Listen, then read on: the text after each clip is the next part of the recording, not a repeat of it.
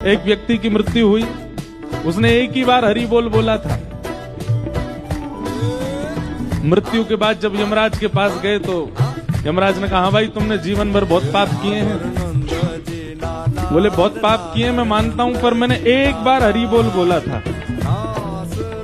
अपने 80 वर्ष की आयु में एक बार हरि बोल बोला था, उसका फल पहले मुझे दीजिए, उसके बाद मेरे पापों के सारे दुख देना।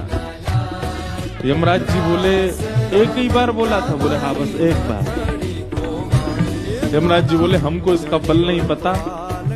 तो व्यक्ति बोला तो फिर मुझे नहीं पता, पहले उसका फल मिलेगा तब नरक की यातनाएं भोगूंगा। यमराज जी उसको लेकर के शंकर जी के पास गए। शंकर जी से जाके पूछा कि महाराज इसने एक बार हरि बोल बोला है, इसका क्या फल मिलेगा। शंकर जी बोले भाई 1.25 लाख बार बोला हो, पुरुषण किया हो तो हमको फल पता है।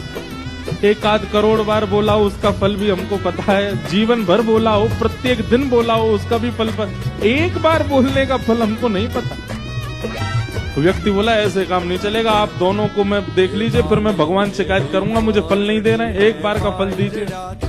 शंकर जी बोले इसको एक काम करो, ब्रह्मा जी के पास ले चलो। तो यमराज जी शंकर जी उसको लेकर ब्रह्मा जी के पास गए। ब्रह्मा जी भी बोले भैया हमको सबके फल पता है, एक बार का फल नहीं पता।